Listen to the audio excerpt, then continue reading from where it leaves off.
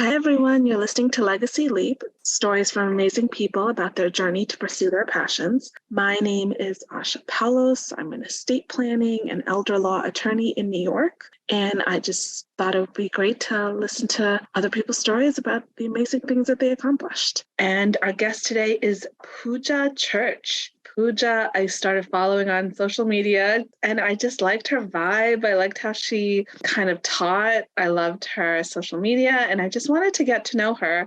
And I thought, just like everything else, if I'm going to learn more about her and if I'm going to start asking her questions, I might as well do it on a podcast so you guys can learn too. So here's Pooja Church.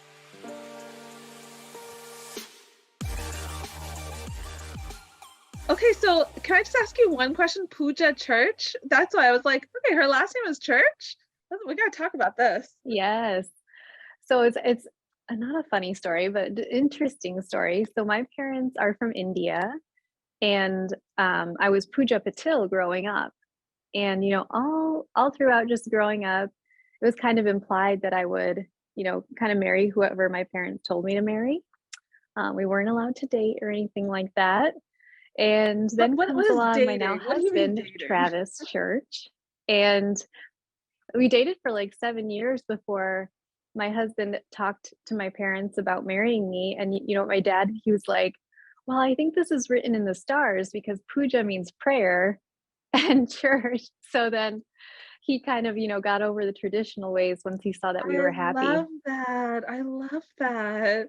I think I think I've known a lot of people where it takes a couple of years because it's a lot to kind of go against. It's not even your parents. It's like the the normal, like the community or whatever when you do that, like even if it's occupation or who you love, like it's just such a big deal for people. So I Yeah. understand that. What did your parents say when you told them you were getting into this sort of podcasting and Yeah, I think they were just like, I mean, at this point, they're like, do what you want to do, Asha. But yeah. I think I would have never dreamed of doing anything like this, back in high school or, college, because you just want to do whatever everyone else does and you want to just follow the rules as you go.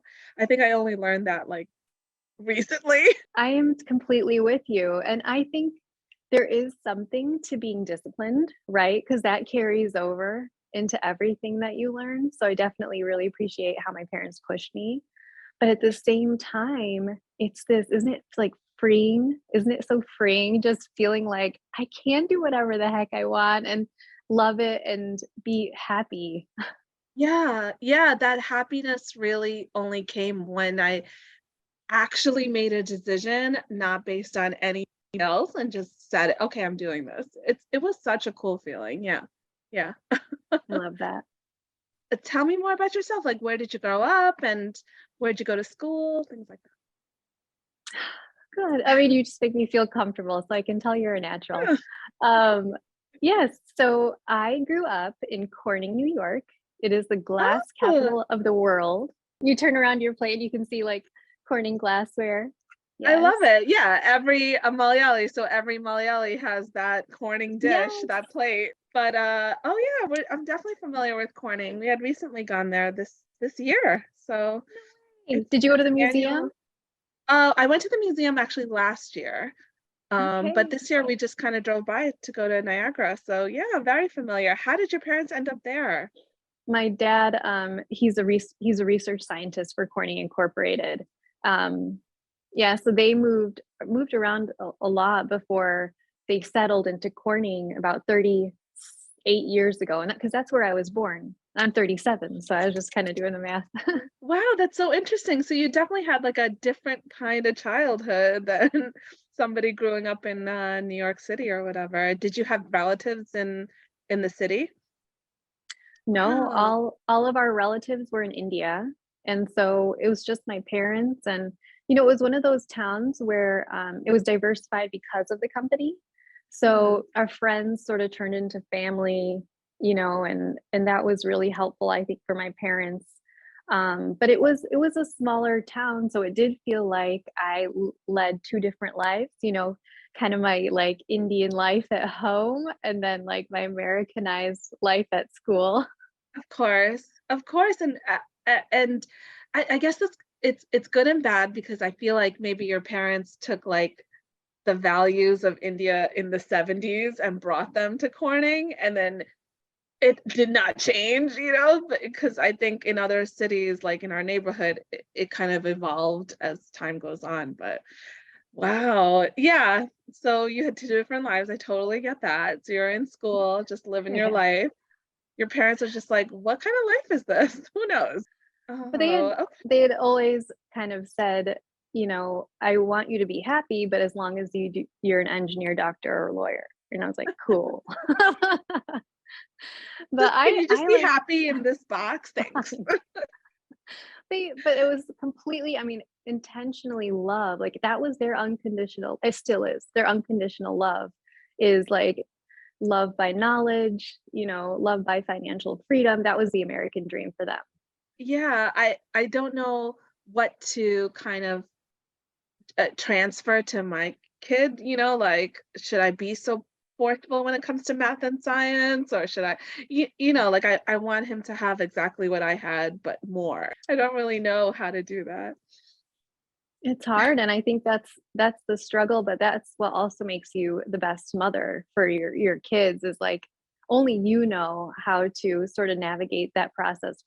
For me, I think I was, given girls on a purpose. I have two young girls. They're now 7 and 9. I can't believe that, but Oh, to me, wow. it's like I prioritize confidence right now over, like going to Kumon or those like different tutoring classes because I saw in myself that growth of confidence later in life. And I want them to have it as early as they can have it. So I'm like, okay, we're going to get into sports. We're going to find something that you love and that you're good at. So that way you can grow and get that confidence a little bit younger.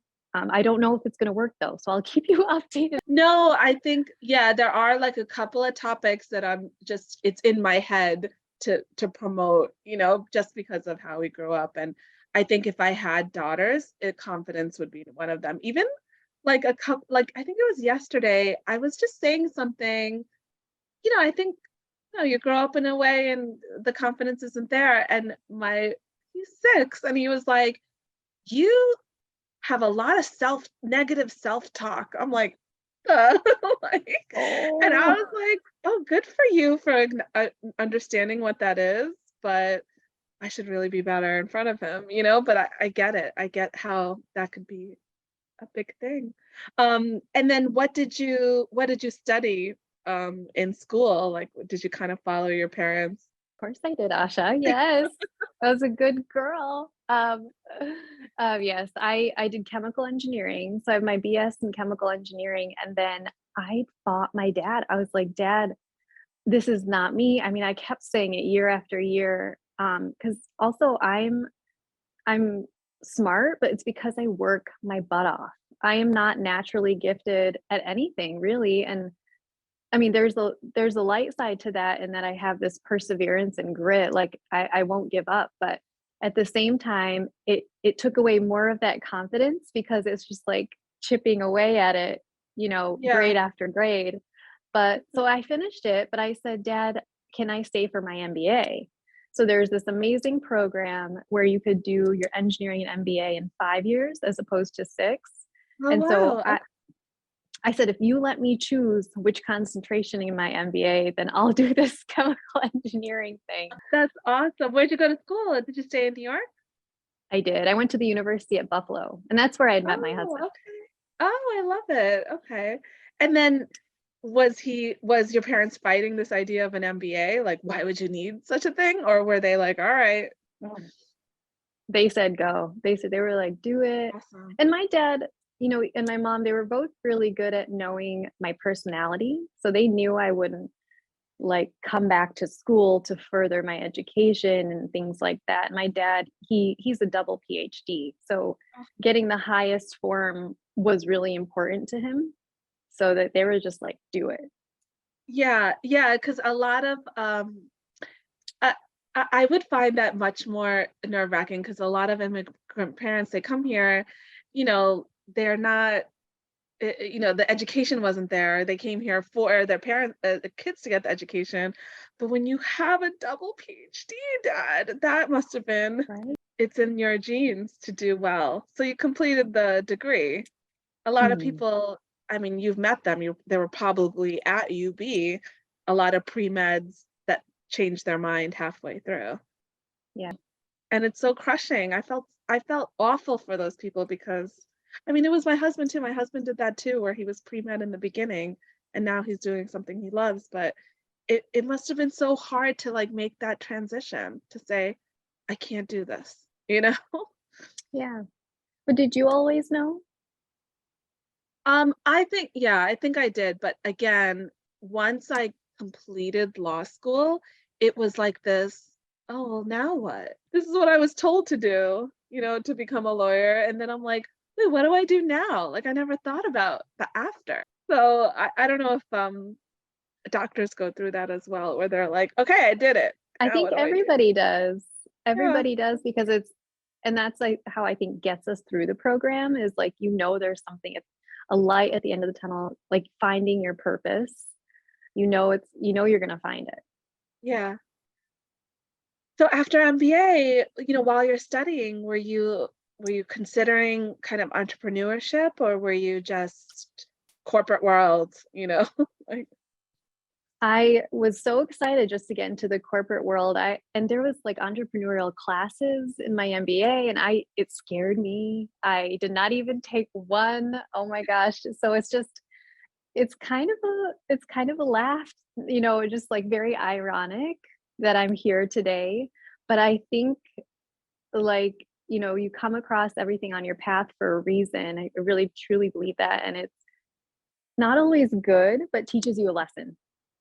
So yeah. I'm very, very thankful where I am now. And because marketing in 2022 is not what it was when I was in No. school. So it's basically null, my MBA. I know I had taken business in undergrad and I'm like, what was I learning back then? Like do any of those things stick? I mean, I guess there's the influencing part, I think still it's just kind of Right. transformed Just into something else. But yeah, just the other stuff, it's a whole new ball game now. Yeah. agreed. How did you finally get out of New York? Are you still in New York or are you? No, I'm here in Houston. Yep.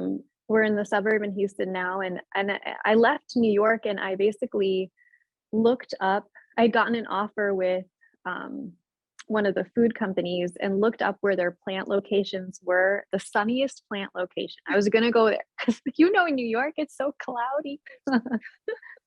You've So been I went living to in Western New York for so many West. Yeah. years. They just had I think 60 inches of snow. I think it was 60 inches last Yes. weekend. Yeah. I had left and went to California to work at the plant locations out there and Wow. really learned a lot about how to be a great manager, knowing the technical aspects of running different lines and work different shifts. You have to put your time in. So I lived out there for a couple years, then moved to Nashville, and then my boyfriend, now husband, he was like, listen, if we're ever going to make this work, we got to live at the same place.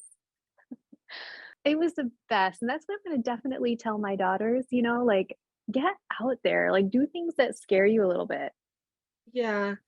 Yeah, just like moving on your own to California or to Nashville.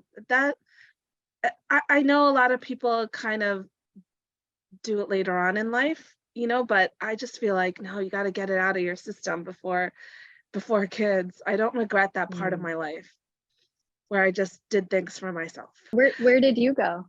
I did not go far. I was in Albany for college and I just kind of stayed there. And I just never left for a good 10 years. So, but it was nice. I had a very good time. And I feel like Yeah. while I was having a good time, just having such great friendships and like going to work, but still working hard, playing hard, I think during that time I thought, I'm not going to have this later on. I'm going to be a good wife, mother, whatever, but I'm never gonna have Mm. this moment. So let's just live it. So was he in Texas? Was Oh, so Travis? no, Travis, yeah. So we moved to DC together Oh wow, okay. and got engaged. Well, because my parents would never let us live together unless we were married. So we got engaged, we got married. I told him 11/11/11 is my date. Otherwise, I Ah, have to love find it. a new boyfriend to marry me on that day. So he agreed to that. And then yeah, we decided together that we were going to follow his career path. So I was going to take a little bit of a back seat as he got his MBA and I started having the girls. So we started having children um, a little bit younger than I would have thought. But of course, you can't plan those things. So No, not at just, all. yeah. And And maybe then DC was too cold for you. Why not move to Texas? that's 100% true. So we Yeah. we actually moved from DC back to New York so he could get his MBA, and we had the second baby there. And then while I was pregnant, I think this is when we discussed moving to Texas, I but love it. he was gonna travel, and so I became basically a solo parent here in Texas, while he's in oil and gas traveling now. Oh, wow. Okay. But this is the place to do it, to live in Texas and yeah. I just think, why not just be in a beautiful setting if you're gonna be in a situation where you're parenting solo instead of being stuck. 100%. The sun is really important to me. I know it sounds so silly, but well, years in Western New York and then just being here, that vitamin D is my health. And I think without like, having just the atmosphere sort of match your mood, it makes a huge difference. The sun does. Yeah. And you could argue it's like this ancestral DNA in us to want to be near the I sun, you think right? so. Think so. Who thought I think the founding families here went to New York City and Chicago. I'm like, what would compel them to do this? It's so crazy. My sister actually lives in Edmonton, Canada, which is Oh really my gosh. far away. And there is an old school family groups there that have been there since the 60s and 70s. And I'm like, what would compel you to go there, from India to there? But they thrived. So Mhm. we're a thriving community, right? Yes, we are. 100%. So are your parents still in Corning? They are. They're I still in love Corning, and that. my siblings are up there too in New York, Oh, in the city, and then yeah, okay, so you get to come back and enjoy your winters here sometimes. that's right. We come to New York in the summer, and we'll stay like for 5 or 6 weeks just between Ugh. all the families. Yeah, it's really nice. And during this college life and all the different cities that you've been to, was like health and fitness and what physical activity, was that important to you, or was this like a new thing that showed up in your life in Texas? That's 100% true. So it was the latter thing you said. Health and fitness was on sort of the border, but it wasn't for the right reasons. I just wanted to be, as skinny as I could. Um, although with like from my 20s to my 30s, just doing whatever I could to just not eat as much, trying to just be Yes. skinny in an unhealthy No, way. no, Yeah, why I why wasn't let's skip breakfast and lunch. What's the point? right. Yeah. And I think I just didn't have the education, which is why, and I'm sure we'll get into it, but I'm just pushing for it more in schools, like on how to eat and why it's important. Because you don't learn the basics in school, you learn everything else, but not like anything about that. So here in Texas, solo parenting, I needed something just for me. And I know you get that because you get Yes. into the grind and you're just like, I just need 20 minutes. Like I just need 20 to 30 minutes. And I researched a lot of different communities on Instagram, of course, where all information is always correct. I got my sisters on board, like my best friend. I'm like, let's do this program together. And so for 20 and 30 minutes, like, 3, 4 days a week, that's how I got started when the girls were babies. So it wasn't like intentional for this to become a career, but it was the right, eventually, like, showed me, this is the right path. Yeah. And what did the program entail? It was a lot of jumping around. It was a lot of, cardio. So initially, it was all what was popular back then, that high intensity interval training, that, like, dancing for core. Of course. But then did you find that you were more into it than your siblings, or were you like kind of taking this another level from them? That's right. Oh my gosh, I feel like you know me so well. You're, like, saying everything for me. Yes, they enjoyed it too, but would sort of go back and forth with it. Whereas I think, partly this is another silver lining of being a solo parent. I had time after the girls went to bed, during the girls' naps, to really meal prep, get a workout in during nap time, and that self-reflection had showed me, it I don't know if this is the right phrase to say, but it sort of saved me. I think I could have gone to drinking alcohol every night, which is not a bad thing. I'm just saying it could have gotten to a point of, like, becoming a drug, becoming Sure. something I relied on, but instead, I took that into training, into working out. Yeah, and I think when there's something difficult in my life, I feel like a schedule and routine really helps. And I think if I was in your boat where you have to take care of two children 24 hours, a schedule would be really helpful. And if that includes a little exercise, yes, that's helpful too. Like it just makes me thrive a little better knowing, okay, I know what to do at each point, you know? Um, but, I could have scheduled a martini drink every night. I get it. I get it. It Yeah. might not be a workout. So I understand. Yeah, Um, and it's like almost like, a martini or, some cookies or some chips, it becomes a warm hug. What I really needed was, like, a hug from somebody, yeah. but then you take it to those things as serving that purpose for you, and then, you realize, like, "Okay, I've gotta figure this out." So, and then how did you kind of transfer that? And I don't know a lot, but how did you transfer that into I'm gonna educate others? You know what I mean? Like when did Yeah. that shift happen? Was it like when you were doing the program with your sisters or Yeah, not at all. It took years. It took years for me to realize, that so I was still working part-time for the food company. I was doing consulting work for them.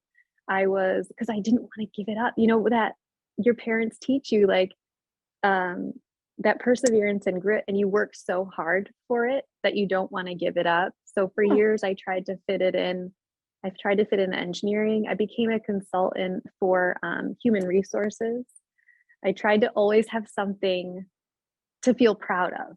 yeah, And yeah. so that was like 5 years of trying to figure that out, and then, I realized that I would just, even with anybody, like with friends, with people I just meet, I always just wanted to talk about training and, like, "Hey, girl, your shoulders look so good. Like, I what are you doing?" I love it. I love it.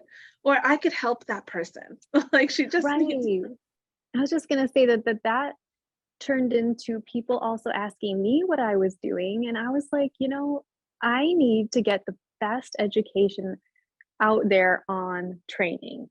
And so I did a lot of research, and it took me a year and a half to study again. And I decided to go with the National Strength and Conditioning Association, and okay. got my certification in strength and conditioning. It's a specialist certification that specializes in sort of sports performance.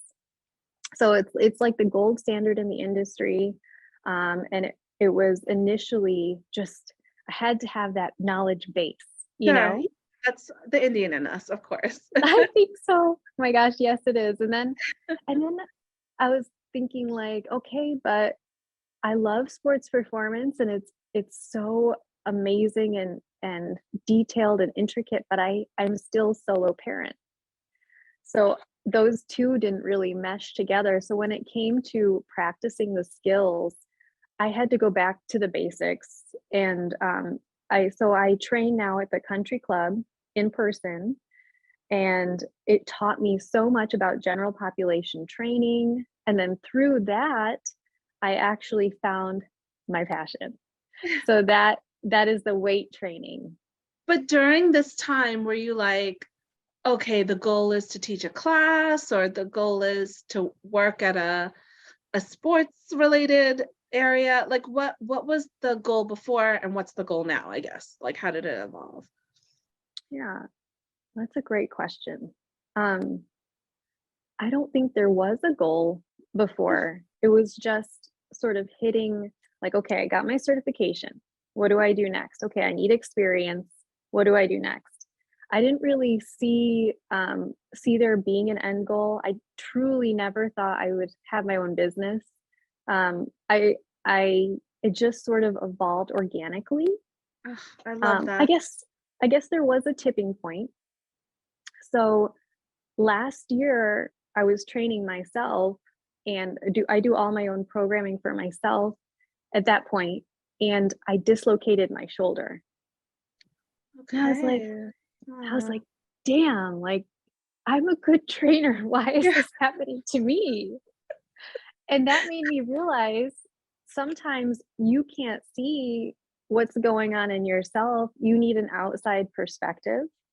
No matter how good you are, I think everybody kind of needs to reflect on that.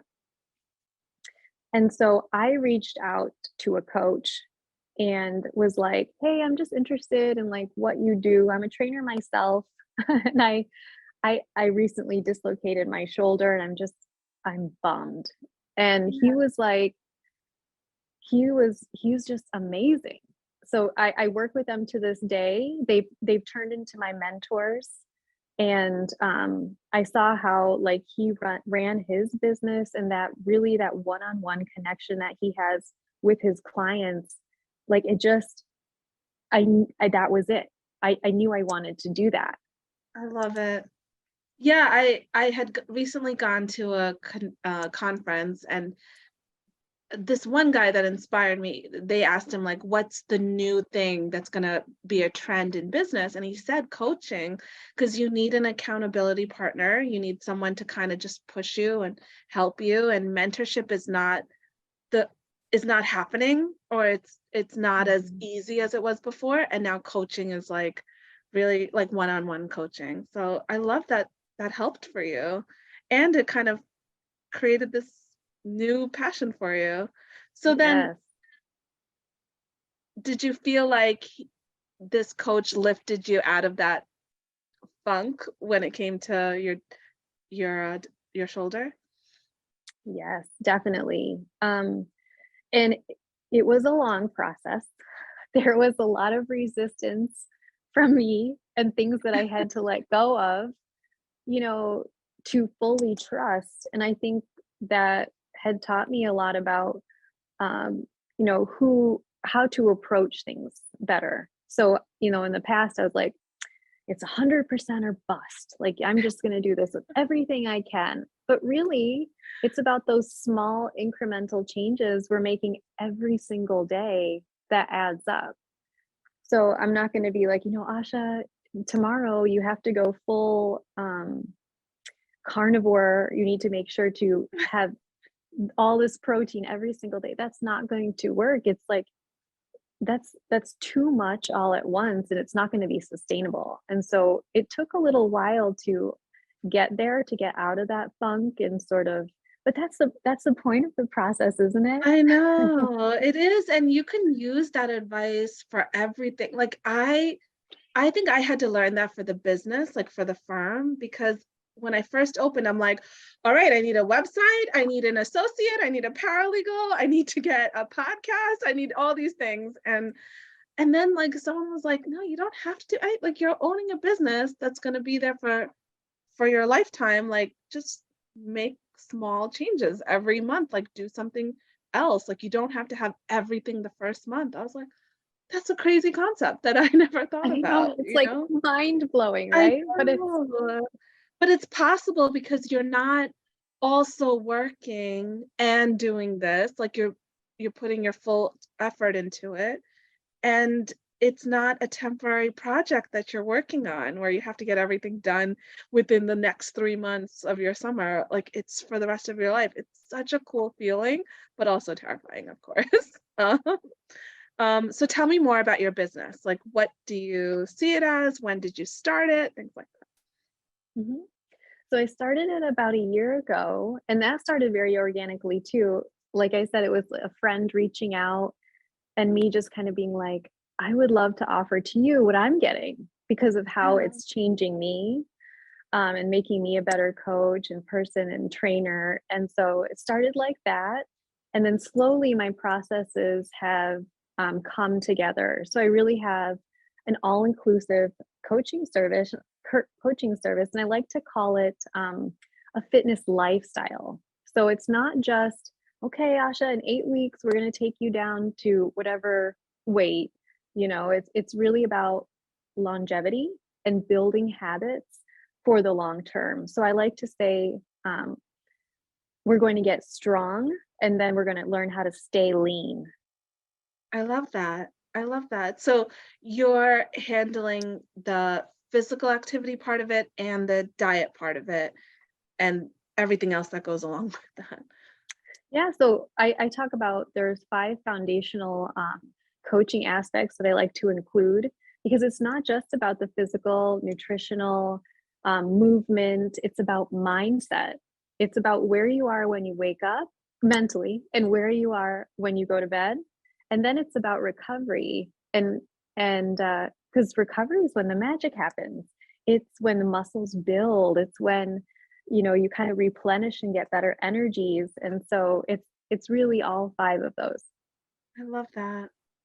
Yeah, I this idea that you kind of have to fit into the box that you find on the internet is crazy. And it's such a good feeling to know that your mindset can change about certain things. Like when I first started the business, I thought I have to wake up at 8 a.m. every day and work until 7, and then I just kind of took inventory of myself and was like, oh, I thrive better from 10 to 3.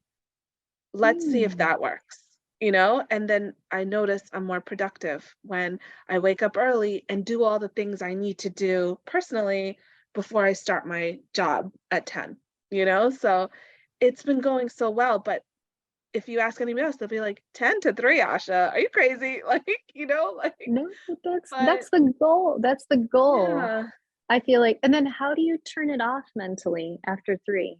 In the beginning, it was a lot easier Yeah. when you didn't have clients, but now that you have clients, you want to help them. And if they email you at 9 p.m., you're like, but I want to help them. So Oh, it's a lot of systems and processes in place so okay. that I don't receive that notification until I'm ready to work. So Gotcha. um, yeah, like you have to kind of work against your personality. That's a So good point. yeah, I think if someone said, "Hey, Asha, like you're gonna own your own business, and that includes renting space, having associates, and paying rent every week, and being in an office from 9 to 5," I would have hated that. I would have been like, "No, thank you." But I think when you kind of create your own form of business, it makes sense. Is that what kind of worked with you? Like, did you ultimately leave the part-time job? Yes. Yep. So I left engineering and my human resources consulting work, and I told my manager, I'm like, I'm going to leave to pursue fitness. And it was kind of like that one, like just I don't know what's going on. But Yeah, because you're scared, like you're scared shitless. But at the same terrified. time, there's this passion, there's this fire that, I've heard from this author, her name is Elizabeth. She wrote Eat, Pray, Love. I'm sure you know Yeah, that book. yeah. Um, she was talking about a hummingbird going through life. We kind of flit around just from thing to thing, trying our different passions, what we think is it. And then it's like when you finally find it, it's like this jackhammer. And that's when you know it's the right thing for you. I love And that's that. what I felt. Well, that's what I felt like. That's what I felt like. It's like, well, every one of those hummingbird experiences, I've learned something and I've grown. And now that I've found it, it's like I'm all in. And I'm sure you feel the same way. It's like I need to figure out my boundaries though.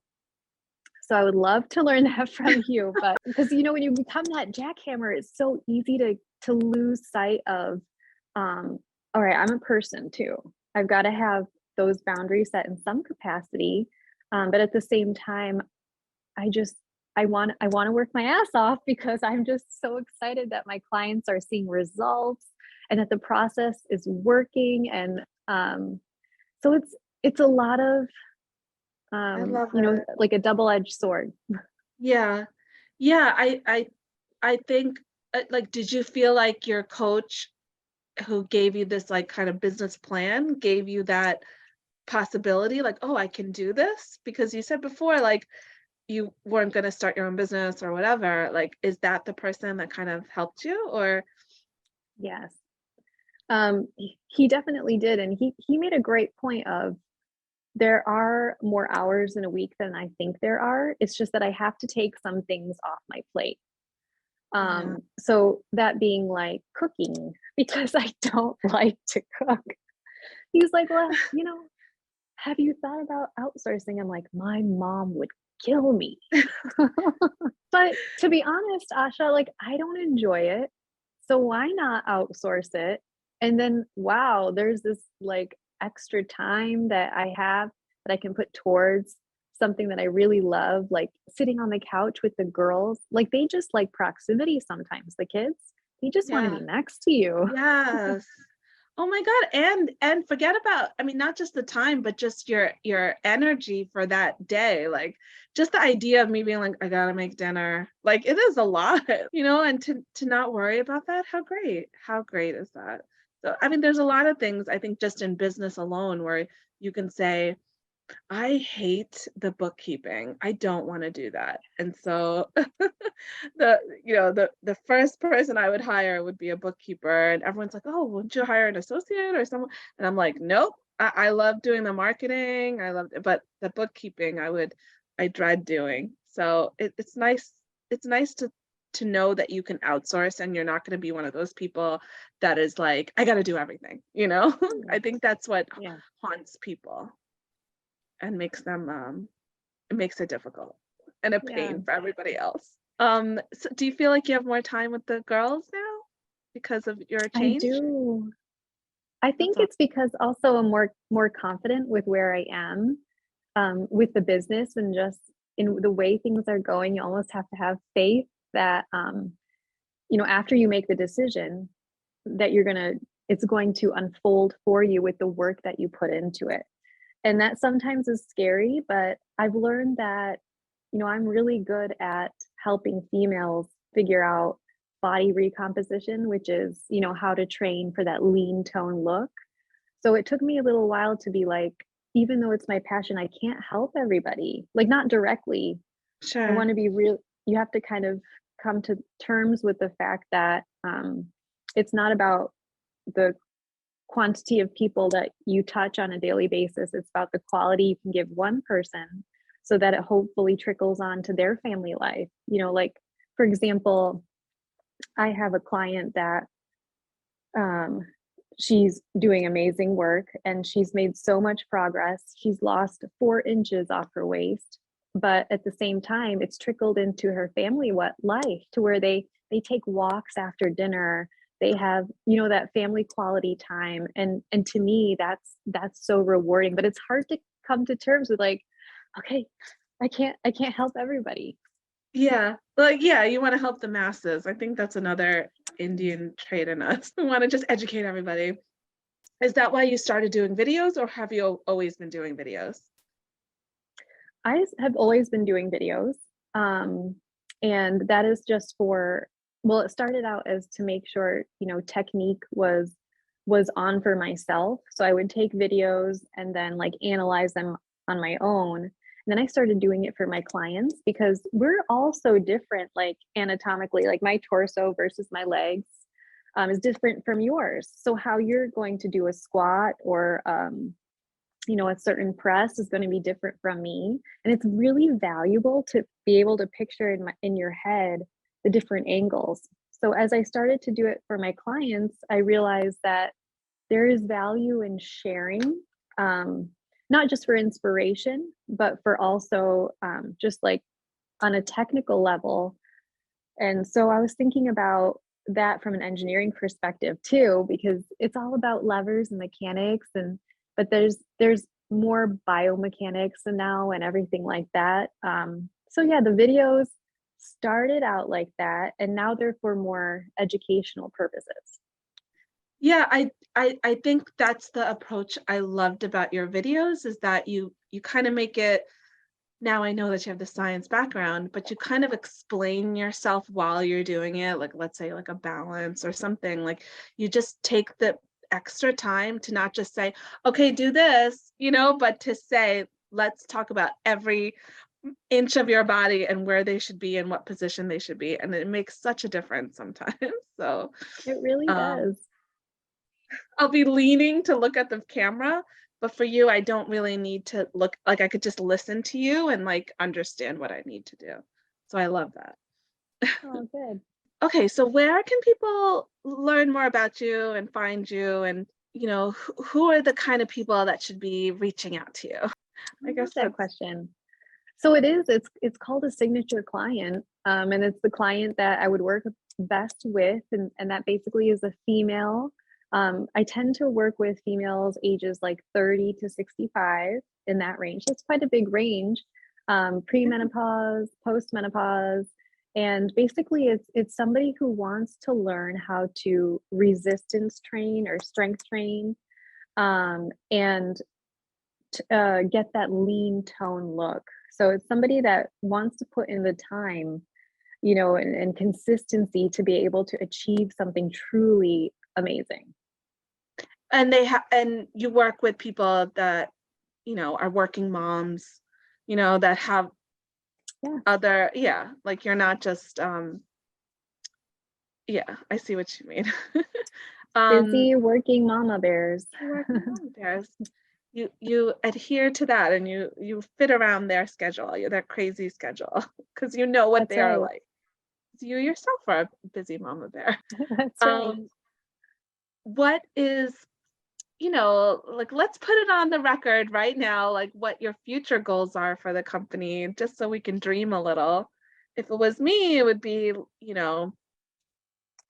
having a little bit more time to travel and to be more um, closer to my family when I need to be. What about you? What are like kind of your goals for the next couple of years when it comes to the business?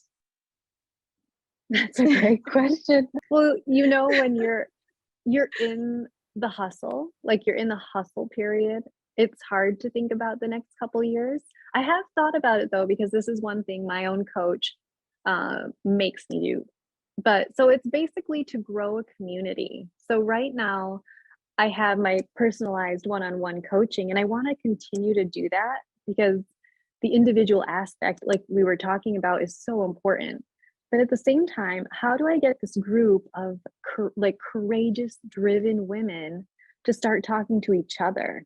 Yeah. Um, and so I was thinking about how to do that and how to share resources and communication a little bit better. And I was thinking about first starting like within WhatsApp community, just having all the women join one community so we can introduce ourselves and chit chat. I But a love lot of that. times, it's people don't like that. Like it's a little bit nerve wracking and scary to be like, oh, you're working on yourself too. Like, so I've got to think about how I want to do that creatively to where it's a positive, thriving environment. We're able to share wins, but we're able to share the tough stuff too. I think it'll take time. Yeah, questions, what do I do here? Right. Recipes. Exactly. I love that. I love that. I think that's definitely attainable. And I think you have this, the glow, like the feeling about you that you can command people to join the community and get what they need. So I love that. I hope to join your community one day. Sweet. Yes, anytime. I would love that too. All right. Thanks, Pooja.